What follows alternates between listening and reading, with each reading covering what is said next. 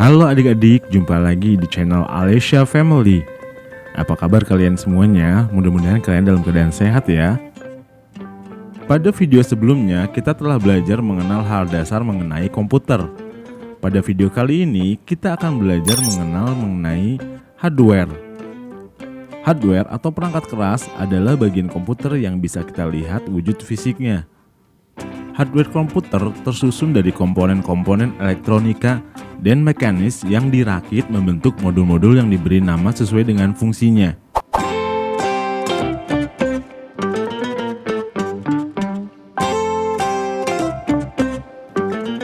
Macam-macam hardware komputer itu.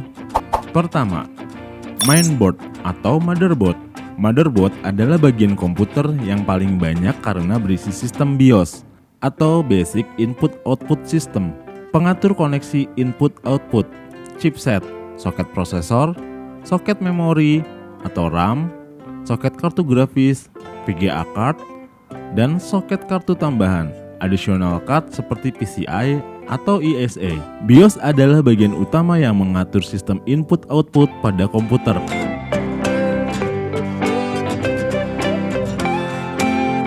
Bagian yang termasuk input seperti keyboard dan mouse.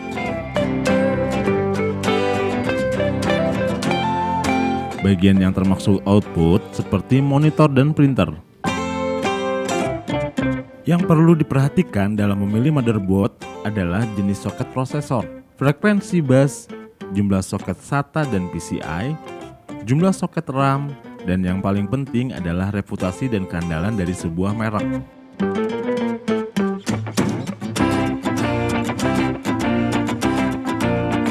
Selanjutnya ada prosesor. Prosesor adalah otak sentral dari sebuah komputer. Prosesor adalah yang mengerjakan semua perintah yang sudah terprogram dan disimpan dalam hard disk. Dalam prosesor dikenal istilah frekuensi clock, yaitu kecepatan sebuah prosesor untuk mengerjakan perintah program dalam 1 detik. Satuan frekuensi clock dinyatakan dalam hertz. Contoh, sebuah prosesor Intel Pentium 4 dengan frekuensi clock 2 GHz mampu mengerjakan 2 miliar perintah dalam 1 detik. Dalam menyebut sebuah prosesor biasanya sudah termasuk frekuensi clocknya. Contoh Intel Pentium 4 2.0 GHz. Selanjutnya ada hard disk. Hard disk adalah media penyimpanan data permanen, jadi data tidak hilang meskipun listrik sudah dimatikan. Hard disk berisi sebuah cakram magnetik yang mampu menyimpan data. Ukuran hard disk dinyatakan dalam byte. Contoh 160 GB, artinya 160 miliar byte. Hard disk ditemukan pertama kali oleh Reynolds Johnson di tahun 1956. Hard disk pertama berukuran 4,4 MB. Hard disk sekarang dikenal dua macam, yaitu hard disk ATA dan SATA. Hard disk ATA mempunyai koneksi 40 pin dan hard disk SATA hanya mempunyai koneksi 6 pin. Hard disk SATA lebih cepat dari hard disk ATA. Namun jika motherboardnya tidak mendukung koneksi SATA, maka kita tidak bisa menggunakan hard disk SATA. Sekarang ukuran hard disk sudah sangat besar, seperti 500 GB, 750 GB, dan 1000 GB atau 1 TB. Berikutnya ada RAM atau Random Access Memory. RAM adalah unit penyimpan data tidak permanen, artinya data dalam RAM akan hilang jika listrik mati. Ukuran data RAM dinyatakan dengan byte, dan kecepatan akses RAM dinyatakan dengan hertz. Jadi dalam RAM tidak cuma data saja, namun ada parameter lain, yaitu kecepatan RAM. Kecepatan RAM harus sesuai dengan spesifikasi soket RAM pada motherboard. Contoh, RAM 512 MB, PC 667, mempunyai ukuran data 512 MB dengan kecepatan akses 667 MHz. Keberadaan RAM dapat diibaratkan dengan meja kerja, dan hard disk diibaratkan dengan lemari arsip. Jika kita akan bekerja, pada awalnya kita ambil berkas dari lemari arsip lalu dipindah ke meja kerja, supaya memudahkan dan mempercepat proses pengerjaan. Setelah selesai, maka berkas tersebut kita simpan kembali di lemari arsip. Berikut ini adalah beberapa generasi RAM dari waktu ke waktu.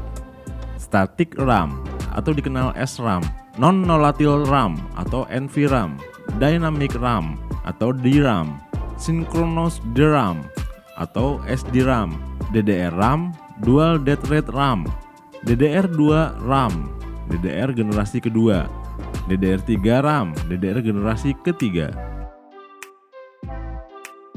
Hal berikutnya ada optical drive, CD atau DVD. Optical drive adalah alat pembaca untuk media penyimpan data berupa disk DVD atau CD. DVD atau CD berupa kepingan cakram optik yang berisi data. Ada dua jenis DVD atau CD. DVD atau CD-ROM, read-only memory, yaitu hanya bisa membaca isi dari disk DVD atau CD. DVD atau CD-RAM, random access memory, yaitu bisa membaca dan menulis. DVD atau CD-RAM lebih dikenal dengan istilah DVD-RW atau CD-RW. RW sama dengan read write.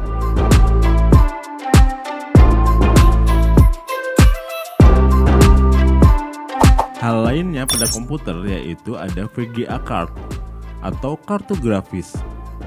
VGA adalah singkatan dari Video Graphic Array atau VGA card, berfungsi mengeluarkan output grafis atau gambar untuk ditampilkan pada monitor. Ukuran VGA card ditentukan dari ukuran RAM-nya. Semakin besar RAM sebuah VGA card, maka semakin halus gambar yang dihasilkan. Perkembangan VGA card dari waktu ke waktu. VGA card PCI atau Peripheral Component Interconnect. VGA card AGP atau Accelerator Graphic Processor. VGA card PCIe atau PCI Express. Nah, hal selanjutnya ada sound card. Sound card adalah bagian yang mengkode data-data digital menjadi sinyal suara. Dengan penemuan sound card, maka perkembangan dunia multimedia pada komputer menjadi makin luas. Sound card yang baik mampu menghasilkan suara dengan sampling yang rapat dan halus, sehingga suara yang dihasilkan mendekati suara asli atau hi-fi. Hi-fi yang artinya high fidelity. Keyboard adalah sebuah papan ketik yang berisi semua model huruf, angka, karakter, dan tanda baca yang menjadi sarana bagi pengguna komputer dalam memasukkan data ke komputer. Tombol-tombol pada keyboard mengikuti model tombol pada mesin ketik manual. Tombol keyboard yang paling terkenal adalah tombol Enter. Tombol ini adalah tombol untuk memasukkan data setelah diketik.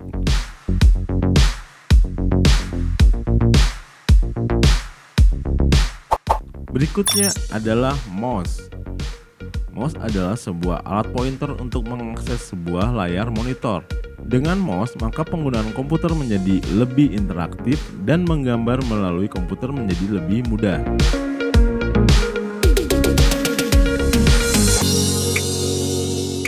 Selanjutnya, monitor. Monitor adalah media tampilan gambar hasil output dari VGA card. Dahulu, monitor komputer dimulai dengan monitor tabung hitam putih, monitor warna CGA, VGA, dan SVGA. Kini, monitor yang sedang populer adalah monitor LCD.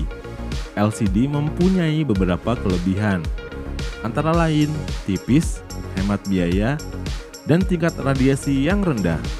Hal terakhir mengenai hardware adalah printer.